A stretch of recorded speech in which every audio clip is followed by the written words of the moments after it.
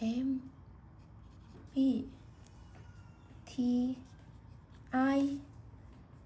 不是一成不变的，一成不变，而 fixed， 它只代表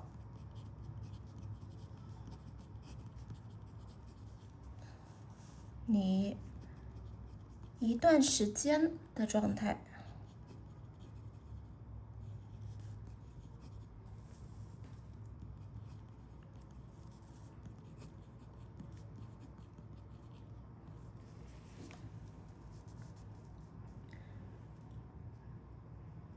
MBTI 不是一成不变的，它只代表你一段时间的状态。MBTI isn't fixed forever, it only reflects your states over a period of time. 你们的MBTI 是什么呢？